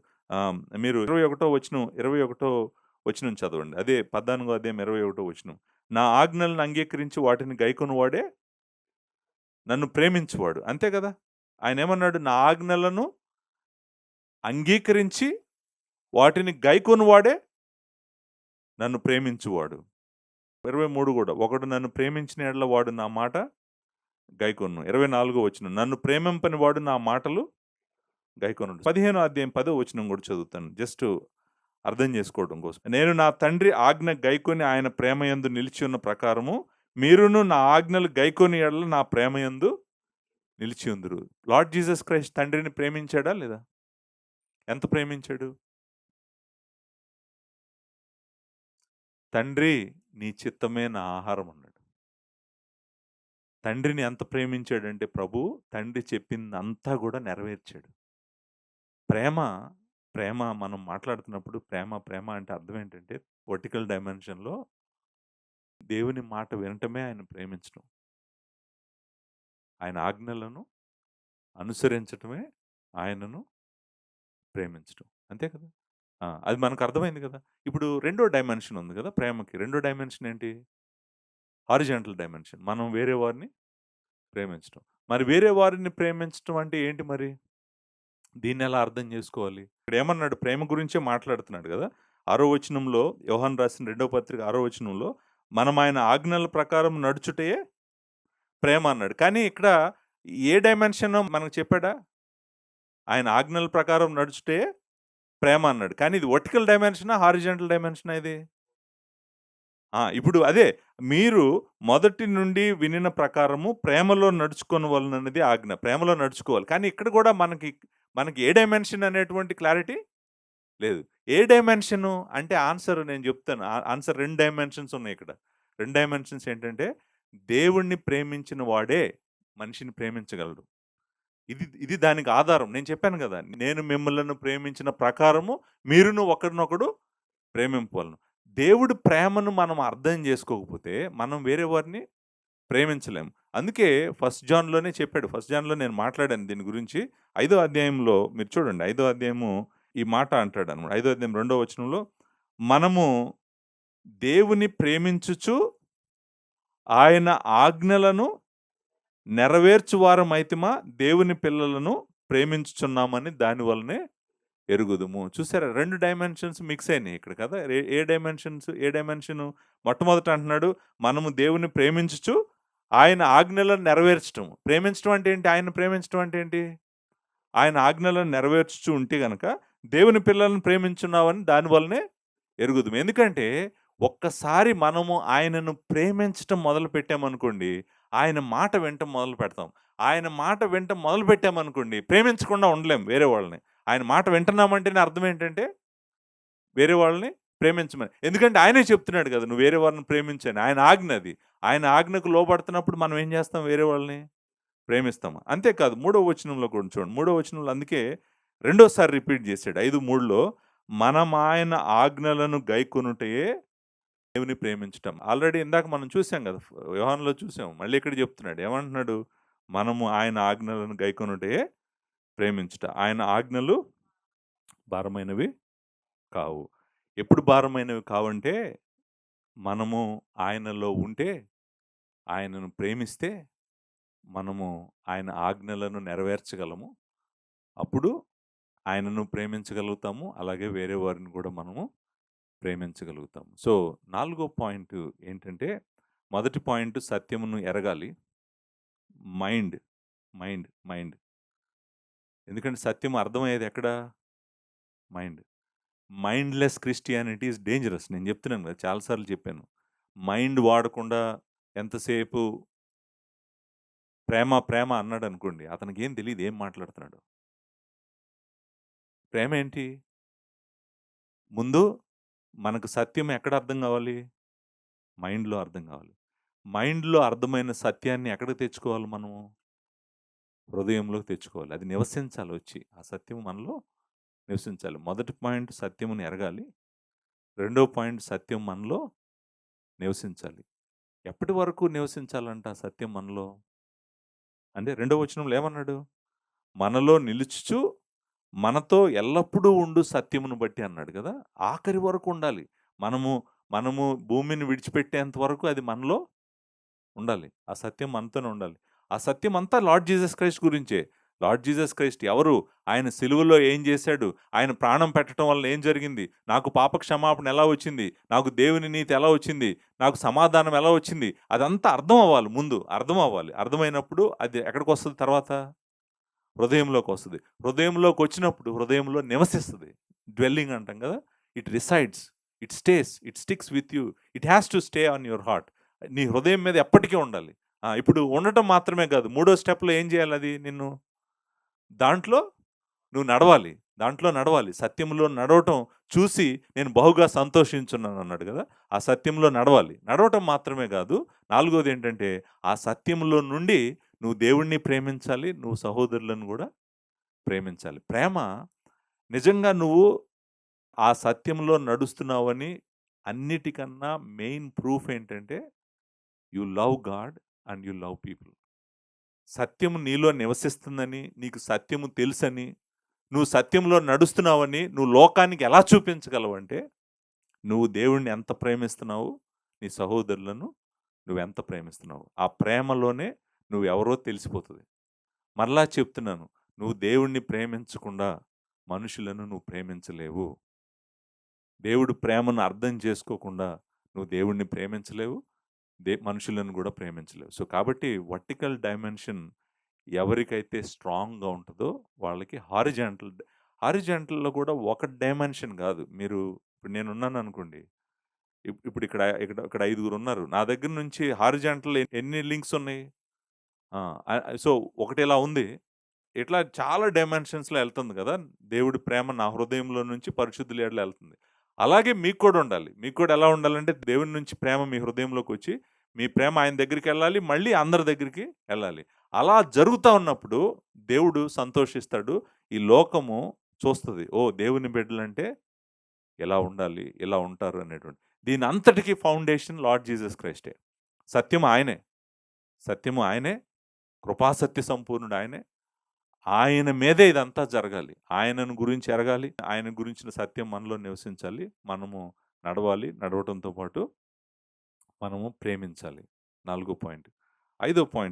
ఐదో పాయింట్‌లోకొచ్చాం మనం. అంతేకాదు ఏమండి ఆ సత్యము మనలో ఉండటం మాత్రమే కాదు, మనము గూడా సత్యంలో నిలిచి ఉండాలంట. ఇప్పుడు సత్యం మనలో ఉంది గదా! రెండో పాయింట్. రెండో పాయింట్‌లో ఎక్కడికొచ్చింది అది? మన హృదయంలోకొచ్చింది గదా! కానీ ఇప్పుడు మూడో point and and I think very important point ఏంటంటే, సత్యములో మనము నిలిచి ఉండాలి. సత్యంలో మనము నిలిచి ఉండాలి. ఈ మాట ఎక్కడుందంటే 9వ వచనంలో ఉంది చూడండి. క్రీస్తు బోధయందు నిలిచి ఉండక, దానిని విడిచి ముందుకు సాగు ప్రతివాడును దేవుని అంగీకరింపని వాడు. ఆ బోధయందు నిలిచి ఉండువాడు తండ్రిని, కుమారుని అంగీకరించువాడు. ఇప్పుడు చూడండి. మనము దేంట్లో నిలిచి ఉండాలి? సత్యం. సత్యంలో నిలిచి ఉండాలి. సత్యం మనలో నిలిచి ఉంది. అది కరెక్టే. అది రెండో పాయింట్. నేనిప్పుడు మాట్లాడుతుంది రెండో పాయింట్ కాదు. నేను మాట్లాడుతుంది ఐదో పాయింట్. ఐదో పాయింట్ ఏం చెప్తుంది? మనము సత్యములో నిలిచి ఉండాలి. క్రీస్తు బోధలో నిలిచి ఉండాలి. 9వ వచనం అదే అంది కదా! క్రీస్తు బోధయందు నిలిచి ఉండక అన్నమాట. ఆ బోధయందు నిలిచి ఉండువాడు అన్నాడు. ఆ బోధ ఏంటి? క్రీస్తును గురించినటువంటి బోధ. క్రీస్తు ఎవరు? ఆయన ఏం చేశాడు? అనేటువంటి బోధ క్రీస్తు ప్రకటించాడు. అంతేకాదు అపోస్తులు కూడా ప్రకటించారు. దాన్నే మనం న్యూ టెస్టమెంట్ అంటున్నాము. న్యూ టెస్టమెంట్ యొక్క బోధ కాకుండా మీరు బయటికి వెళ్ళకూడదు. అంటే న్యూ టెస్టమెంట్ సత్యంలో అంటే బైబిల్‌లోనే నువ్వు ఉండాలి. సత్యంలోనే నువ్వు ఉండాలి. సత్యము దాటి నువ్వు బయటికి వెళ్ళకూడదు. ఏం జరుగుతది సత్యం దాటి బయటికెళ్ళిపోతే? ఆ మాట అన్నాడు గదా! ఏమన్నాడు? దానిని విడిచి ముందుకు సాగువాడు అన్నాడు గదా! దానికి విడిచి ముందుకు సాగటం అంటే ఏంటో తెలుసా అండి? నాకు ఆ! అంటే ఇప్పుడు సత్యం ఇది గదా! క్రీస్తు బోధ ఇది. దేవుని బోధ ఇది. మనము దీంట్లో నిలిచి ఉండాలి. ఇది కాకుండా ముందుకెళ్ళటం అంటే ఏంటి? ఇది కాకుండా ఆ మాట ఏమనుంది? ముందుకు సాగువాడన్న దానిని విడిచి ముందుకు సాగువాడు అన్నాడు గదా! ముందుకు సాగటం ఏంటి? ముందుకు సాగటం అంటే ఏంటో తెలుసా అండి? ఇది కాకుండా వేరేది. దీనికి బయట, దీనికి బయటది అంటే దీంట్లో లేనిది, సత్యము కానిది, బయటది ఏదైనా నీకెవరైనా బోధిస్తుంటే అది నువ్వు విని, నువ్వు దీనిని విడిచిపెట్టి దాని వెనకాల గనక వెళ్ళటం మొదలుపెట్టావనుకో, నువ్వేం చేసావంటే ముందుకు సాగిపోతున్నావనమాట. దీన్ని వదిలిపెట్టేసేసి అంటే సత్యమును విడిచిపెట్టి, నిజమైన బోధను విడిచిపెట్టి నువ్వెక్కడికెళ్తున్నావు? అబద్ధ బోధ వైపు వెళ్ళిపోతా ఉన్నావు. ఎందుకు అబద్ధ బోధ వైపు ఎళ్ళిపోతారు? కొంతమంది అబద్ధ బోధ వైపు ఎళ్తారు. నేను మళ్ళా చెప్తున్నాను.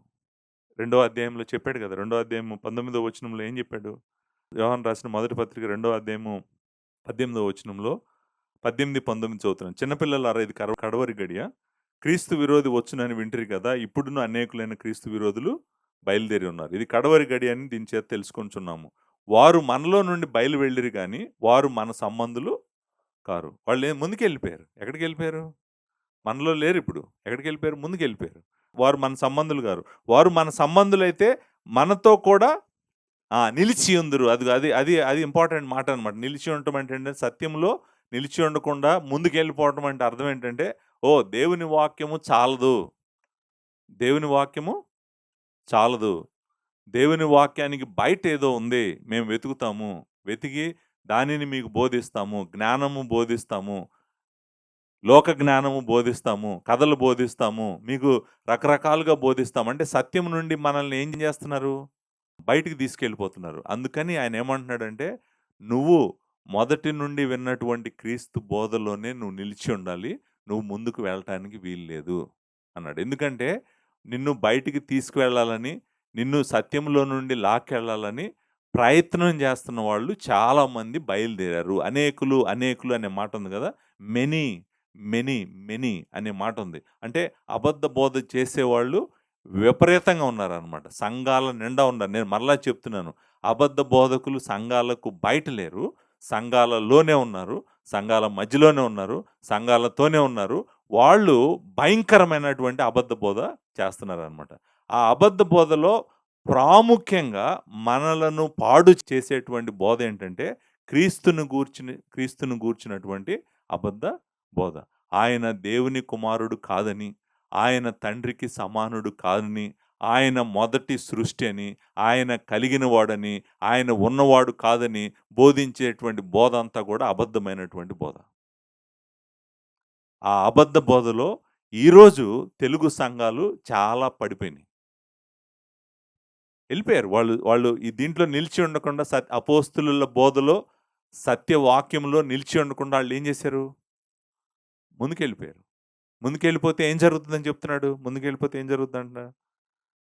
ముందుకు సాగు ప్రతివాడును దేవుని అంగీకరింపనివాడు. ఆ బోధ యందు నిలిచి ఉండువాడు తండ్రిని, కుమారుని అంగీకరించువాడు. అంగీకరించటం అండి. అంటే ఆహ్, దేవుడు లేడు వాళ్ళతో. ఎవరైతే ముందుకు సాగెళ్తారో వాళ్ళతో దేవుడు లేడు. They do not have God. ఇప్పుడు చూడండి బైబిల్ విడిచిపెట్టి మీరు ఒక్క అడుగు బయటికేసినా మరలా చెప్తున్నాను. బైబిల్ విడిచిపెట్టి ఒక్క అడుగు బయటికేసినా గూడా you are in danger zone. నీ కన్నులు ఎప్పుడూ కూడా దేవుని వాక్యంలోనే ఉండాలి. ఈ 66 గ్రంథాల్లో ఎక్కడో ఒక చోట ఉండాలి నీ కన్నులు.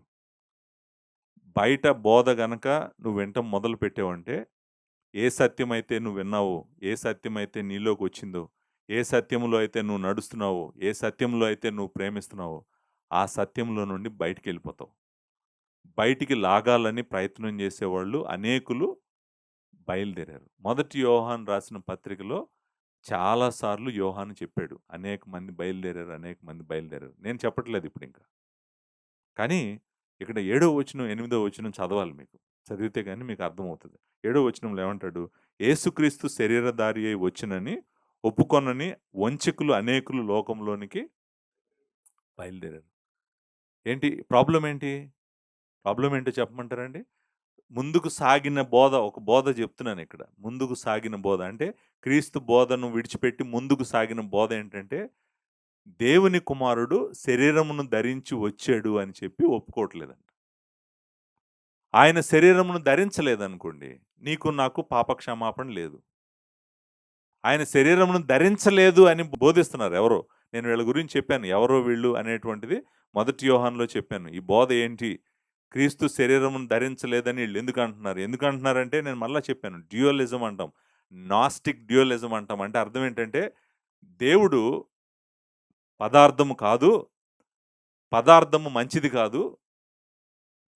పదార్థం మంచిది కాదు కాబట్టి దేవుడు శరీరమును ధరించుకోలేడు. ఎందుకంటే శరీరం పదార్థం కాబట్టి.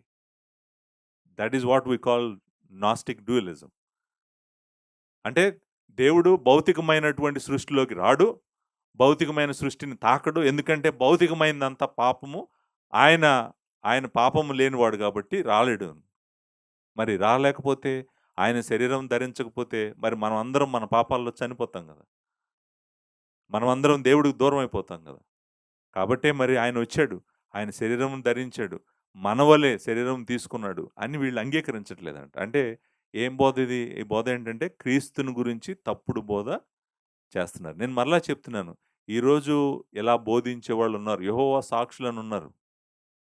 మోర్మన్స్ అని ఉన్నారు. ఇస్లాం ఉంది. ఎగ్జాంపుల్ ఇస్లాం. ఇస్లాం ఏం చెప్తదో తెలుసా అండి? ఈయన సిలువలో మరణించలేదని చెప్తది. ప్రవక్త అని చెప్తదది. అది వేరే విషయం. కానీ సిలువలో ఈయన కాదంట మరణించింది. ఎవరినో సిలువేశారంట. అంటే ఇస్లాం ఒక అబద్ధ బోధ. యెహోవా సాక్షులు ఒక అబద్ధ బోధ. అంటే క్రీస్తుని గురించి గనక వాళ్ళు అబద్ధ బోధ చేస్తే మన రక్షణ అంతా గూడా ప్రాబ్లమ్‌లో పడతది. మనం దేవుడి దగ్గరికెళ్ళలేం. నిజమైన క్రీస్తుని గనక మనం తెలుసుకోకపోతే మనం దేవుడి దగ్గరికెళ్ళలేం. కాబట్టి ఆళ్ళేం జేస్తున్నారంటే, అబద్ధ బోధకులు ఎనకాల ఉన్న దెయ్యాల సమూహం గురించి గూడా 4 అధ్యాయంలో నేను మాట్లాడాను. మొదటి యోహాను 4 అధ్యాయంలో. వీళ్ళ ఎనకాల ఎవరున్నారు భయంకరమైన చీకటి శక్తులున్నాయి. ఈళ్ళ బోధ వెనకాల. వీళ్ళు క్రీస్తుని గురించి తప్పుడు బోధ చేస్తున్నారు. ఇప్పుడు చూడండి నాకు ఎగ్జాంపుల్. క్రీస్తు తండ్రి అయిన దేవుడితో సమానుడు కాదు అని బోధిస్తున్నటువంటి ఒక భయంకరమైన గ్రూప్ ఉన్నారు. తండ్రికి సమానుడు కాడు. దేవుని కుమారుడు అంటే దేవుడు ఆయనను పుట్టించాడని చెప్తున్నారు. భయంకరమైన బోధ. ఆ బోధ గురించి గూడా మనం చెప్పాలి ఇక్కడ. ఎందుకు చెప్పాలంటే వాళ్ళు గూడా ఏం చేశారు క్రీస్తు యొక్క బోధను దాటి బయటికి ఎళ్ళిపోయారు. ఎళ్ళిపోయారు కాబట్టి అనేకులు అనే మాట ఉంది గదండీ ఇక్కడ. ఆ వంచకులు అనేకులు. వంచకులు అంటే ఏంటి? మోసం చేసేటువంటి వాళ్ళు. వాళ్ళు మోసం మరలా నేను చెప్తున్నాను సాతానుడు ఎవరు? మోసగాడు, నరహంతకుడు. సాతానుడు ఎవరు? మోసగాడు, నరహంతకుడు. సో, వీళ్ళెవరు వంచకులు, మోసగాళ్ళు. ఈ మోసగాళ్ళు బయలుదేరారంట. 8వ వచనంలో అంటాడు, "అట్టివాడే వంచకుడును, క్రీస్తు విరోధి అయ్యున్నాడు. మేము మీ మధ్యను నెరవేర్చిన కార్యములను చెడగొట్టుకొనక, మీరు పూర్ణ ఫలం పొందునట్లు జాగ్రత్తగా చూసుకొనుడి." ఆ జాగ్రత్తగా చూసుకొనుడి అనేటువంటి మాట అండర్‌లైన్ జేసుకోండి. ఈ ఈ పుస్తకం అంతటిలో ఇంపరేటివ్స్ అంటాం. ఇంపరేటివ్స్ అంటే కమాండ్స్. ఆజ్ఞ అంటాం కదా! సో, యోహాను ఇస్తున్నటువంటి ఆజ్ఞల్లో ఒక ఆజ్ఞ ఏంటంటే జాగ్రత్తగా మిమ్మల్ని మీరు జాగ్రత్తగా చూసుకోండి. మిమ్మల్ని మీరు జాగ్రత్తగా చూసుకోండి. ఎందుకు జాగ్రత్తగా ఉండాలంట? మేము మీ మధ్యన నెరవేర్చిన కార్యములను చెడగొట్టుకొనక పూర్ణ ఫలము మీరు పూర్ణ ఫలము పొందినట్లు అన్నాడు గదా! పూర్ణ ఫలము ఏంటి? పూర్ణ ఫలము ఏంటంటే దేవుడు ఏదైతే మనకిస్తానని వాగ్దానం చేశాడో అది పూర్ణ ఫలం. ఆయన జీవం ఇస్తానన్నాడు. ఆయన నిత్య జీవం ఇస్తానన్నాడు. ఆయనను మహిమలో మనం చూస్తామని చెప్పాడు. క్రొత్త ఆకాశం, క్రొత్త భూమిలో ఉంటామని చెప్పాడు. సో, దేవుడు మనకిస్తానన్న ఫలము, పూర్ణ ఫలము మనము పొందుకోకుండా ఈ అబద్ధ బోధకుల చేతుల్లో పడతామేమో, మిమ్మల్ని మీరు జాగ్రత్తగా చూసుకోండి అని చెప్పాడు. ఇదంతా ఎందుకు చెప్తున్నాడంటే, మళ్ళీ ఐదో పాయింట్ గురించి చెప్తున్నాడు. ఐదో పాయింట్ ఏంటి? మీరు సత్యంలో నిలిచి ఉండండి. ఎందుకంటే అనేకులైన వంచకులు బయలుదేరారు. వాళ్ళు మిమ్మల్ని మోసం చేసి సత్యంలో నుంచి బయటికి లాగి, మీరు దేవుడు మీకు వాగ్దానం చేసినటువంటి పూర్ణ ఫలం పొందకుండా చేయటానికి వాళ్ళు ప్రయత్నం చేస్తున్నారు కాబట్టి, మీరు ఎట్టి పరిస్థితుల్లో సత్యంను పట్టుకొని గట్టిగా సత్యంలోనే మీరు నిలిచి ఉండండి అని చెప్తున్నాడన్నమాట. సో, అది అంటే ఆయన అంటాడు, "మేము మీ మధ్య నెరవేర్చిన కార్యములు" అంటే అర్థం ఏంటి? అపోస్తలుల యొక్క పరిచర్య. అపోస్తలులు ఎంతో ప్రయాసపడి సంఘాలను స్థాపించారు. ఎంతో ప్రయాసపడి కొత్త నిబంధన అంతా రాశారు. ఇప్పుడు ఆయన ఏమంటున్నాడంటే, "మేము క్రీస్తు బోధను నిజమైన క్రీస్తును ప్రకటించాము. మీకు ఆయన వాగ్దానం చేసిన ప్రతిఫలము ఆయన ఇస్తానన్నాడు. మీరు దాంట్లోనే ఉండండి. అంతేగాని దానిని పోగొట్టుకోవద్దు మీరు" అని చెప్పి ఆయన హెచ్చరిస్తున్నాడు. హెచ్చరిక జారీ చేశాడు. ఆ హెచ్చరిక కూడా మనం అందరము సీరియస్‌గానే తీసుకోవాలి. 10వ వచనం, 11వ వచనం.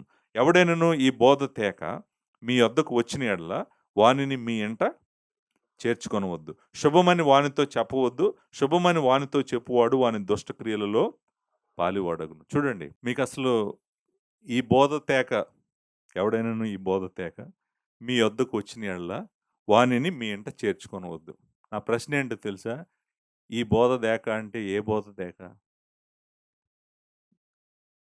సత్యబోధ తేక ఎవరైనా మీ ఇంటికొస్తే వాళ్ళని మీ ఇంటికి చేర్చుకొనవద్దు.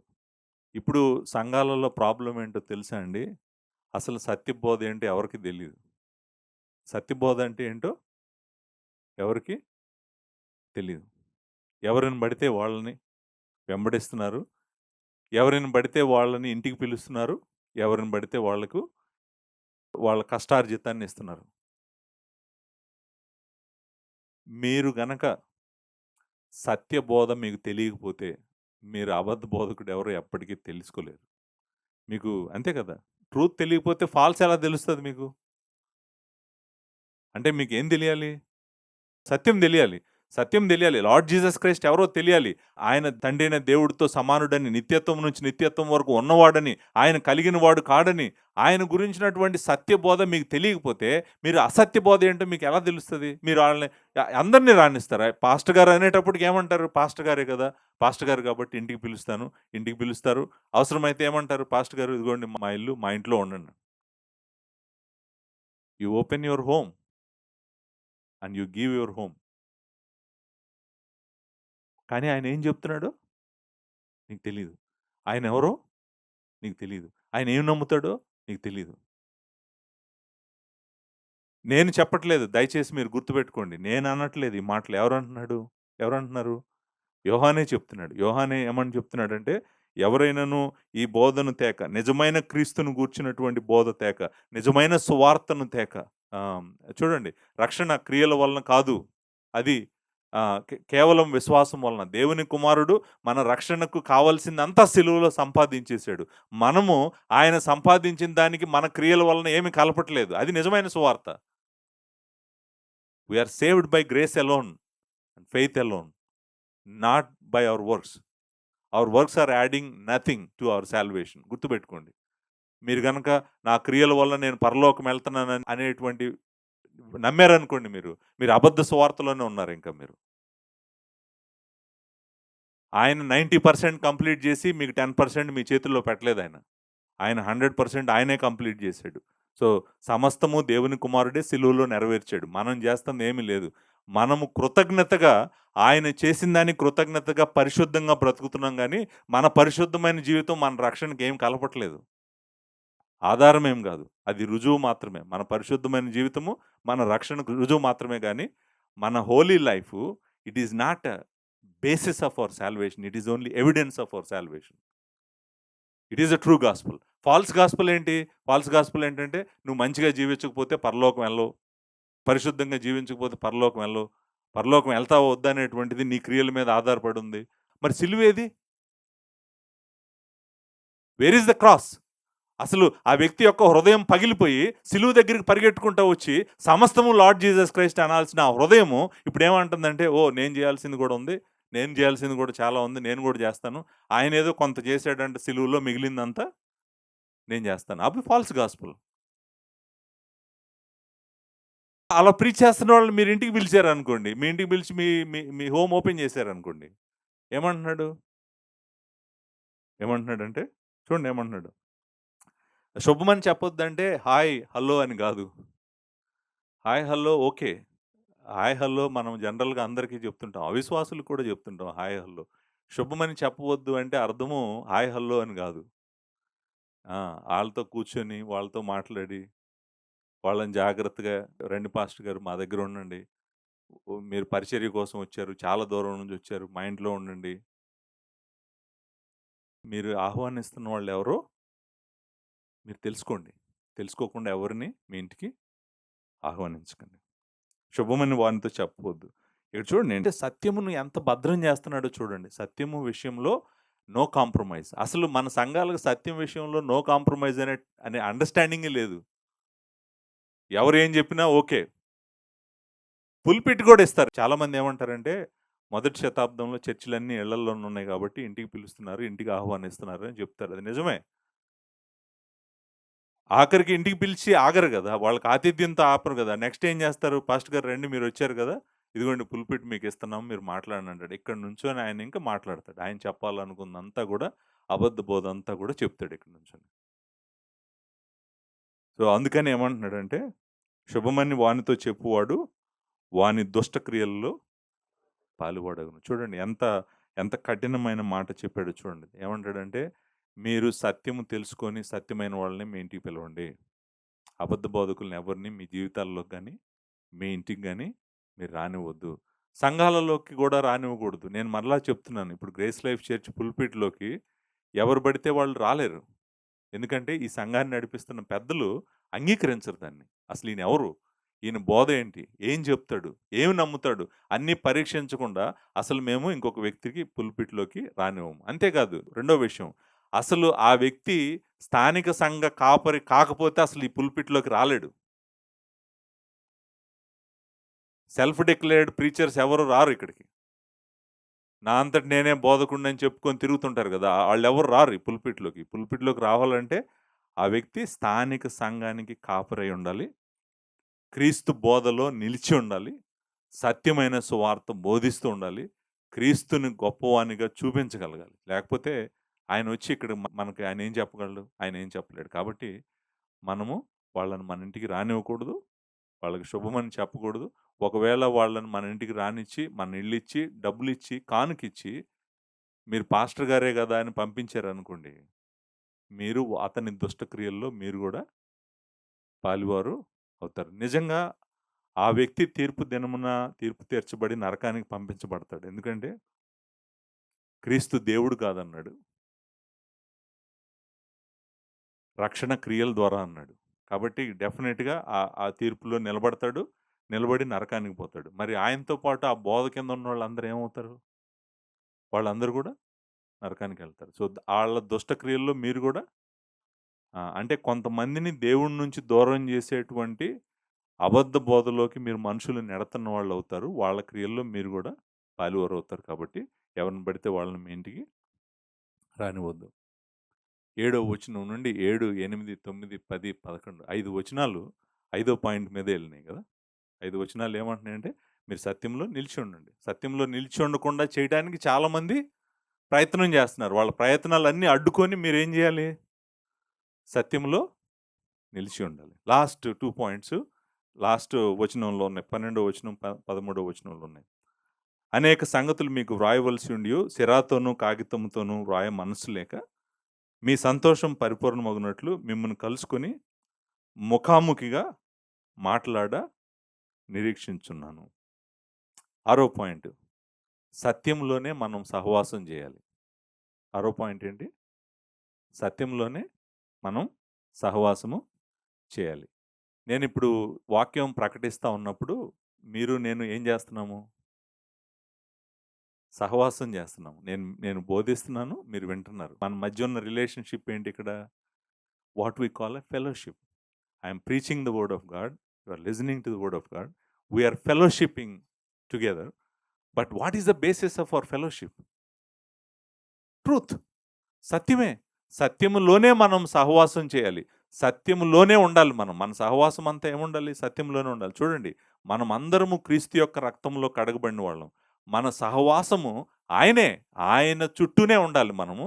ఆయనే సమస్తం మనకి. సో, ఆయన గురించినటువంటి సత్యంలో మాత్రమే మనం సహవాసం చేయాలి. ఈయన ఆశపడుతున్నాడా లేదా సహవాసం చేయాలని? ఆయనేమంటున్నాడు? నాకు రాయటం ఇష్టం లేదు. కాగితము, సిరాతో నాకు రాయటము ఇష్టం లేదు. మరి ఏమిష్టం? ఆ మాట ఇంపార్టెంట్ మాట. దేవుడు మోషేతో ముఖాముఖిగా మాట్లాడాడు. సేమ్ వర్డ్ ఇక్కడ వాడినటువంటి మాట. అంటే ఫేస్ టు ఫేస్ అంటాం కదా మనం ఇంగ్లీష్‌లో. ఫేస్ టు ఫేస్ అంటే అర్థం ఏంటంటే ఎదురెదురుగా నిలబడి మాట్లాడుకోవటం అనమాట. అంటే ఆయన ఏమంటున్నాడంటే, నాకు సత్యము రాస్తున్నాను. సత్యం రాయటం మంచిదే. సత్యము మీరు తెలుసుకుంటారు. కానీ నేను చాలా మాట్లాడాలనుకుంటున్నాను మీతో. నేను మాట్లాడాలనుకున్నదంతా కూడా వచ్చి డైరెక్ట్‌గా మీతో పాటు ముఖాముఖిగా మాట్లాడతానని. అంటే అర్థం ఏంటంటే, సత్యములో మనము సహవాసం చేయటానికి ఇష్టపడాలి. ఎప్పుడూ గూడా. సత్యం ఉన్న చోటకే మనం వెళ్ళాలి. సత్యం ఉన్న వాళ్ళతోనే మనం సహవాసం చేయాలి. ఈయన గూడా ఏమంటున్నాడంటే, నేనొస్తాను, మీతో సహవాసము చేస్తాను. Last point. సత్యంలో సహవాసం చేయటం మాత్రమే కాదు, సత్యంలో మనము సంతోషించాలి. లాస్ట్ పాయింట్, ఏడో పాయింట్ ఏంటంటే, అక్కడ అన్నాడు గదా! మీ సంతోషము పరిపూర్ణమగునట్లు అన్నాడు గదా! సత్యంలో ఎప్పుడు ఏముంటది? ఏముంటది? సంతోషం ఉంటది. ఫుల్‌నెస్ ఆఫ్ జాయ్ అన్నాం గదా! ఏమన్నాము? సంపూర్ణ సంతోషం. సంపూర్ణ సంతోషము ఆయన సన్నిధిలోనే సంపూర్ణ సంతోషం. 16వ కీర్తన 11వ వచనం. In his presence is the fullness of Joy. సంపూర్ణ సంతోషము మనకు ఎప్పుడు కలుగుతదంటే, సత్యములో ఉన్నప్పుడు, సత్యములో సహవాసం చేసినప్పుడే మనకు సంపూర్ణమైన సంతోషం కలుగుతది. చూసారండి, సత్యమును విన్నాము, సత్యము మనలో నివాసం ఉంది, సత్యములో నడుస్తా ఉన్నాము, సత్యములో ప్రేమిస్తా ఉన్నాము, సత్యంలో నిలిచి ఉన్నాము, సత్యములో సహవాసం చేస్తున్నాము. ఇప్పుడేం జరుగుతుంది దానివలన? మనకేం కలుగుతుంది? సంపూర్ణ సంతోషం. ఆ మాట అన్నాడు కదా! పరిపూర్ణం అన్నాడు. ఏమన్నాడు? సంతోషము పరిపూర్ణమగునట్లు. నిజానికి మన సంతోషము పరిపూర్ణం అవ్వటానికి కారణం సత్యమే. కానీ ఆ సత్యము దేవుడు అన్నది మాత్రం మీరు మర్చిపోవద్దు. మరలా చెప్తున్నాను. ఆ సత్యం ఎవరు? దేవుడు. దేవుడే. సత్యము దేవుడే. దేవుడే సత్యము. కాబట్టి మన సంతోషము పరిపూర్ణం అవ్వాలంటే మనము సత్యముతో సహవాసం చేయాలి. సత్యములో సహవాసం చేయాలి. అంటే మనము దేవునితోనే సహవాసం చేయాలి. పరిశుద్ధులతో కూడా సహవాసం చేయాలి. ఆయన పరిశుద్ధులతో సహవాసం చేయాలనుకుంటున్నాను అన్నాడు. ముఖాముఖిగా మాట్లాడాలనుకున్నాడు. కానీ ఆయన వచ్చిన తర్వాత ముఖాముఖిగా ఆయన గురించే మాట్లాడడు. ఎవరి గురించి మాట్లాడతాడు? దేవుని గురించే మాట్లాడతాడు. మొదటి అధ్యాయము యోహాను రాసిన మొదటి పత్రిక మొదటి అధ్యాయంలో మూడో వచనంలో ఈ మాట అన్నాడు కదా! మొదటి అధ్యాయం మూడో వచనంలో.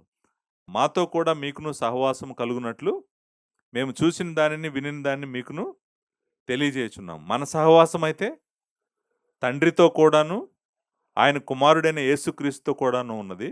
మన సంతోషము పరిపూర్ణమౌటకై మేమీ సంగతులను వ్రాయుచున్నాము. ఎప్పుడైతే దేవునితో మనం సహవాసం చేస్తామో, మన సంతోషం ఏమవుతదంట? పరిపూర్ణము అవుతదంట. సో, సత్యము దేవుడు గాబట్టి, మనము సత్యమందే సహవాసం చేయాలి.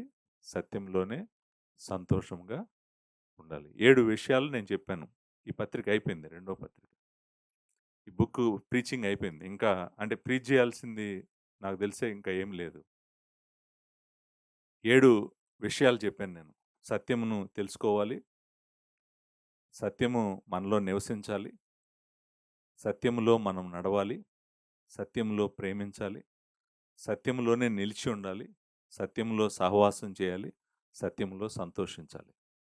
ఈ 7 మన జీవితాల్లో జరిగినప్పుడు అపోస్తలుడు సంతోషిస్తాడు. మీ కాపరి సంతోషిస్తాడు. అన్నిటికి మించి మీ జీవితాలను బట్టి దేవుడు సంతోషిస్తాడు. దేవునికి మహిమ తెస్తారు. ఆయనను ఈ లోకానికి మీరు చూపిస్తారు. దేవుని విస్తారమైన కృప మీ అందరికీ తోడుగా ఉండును గాక. Thank you very much.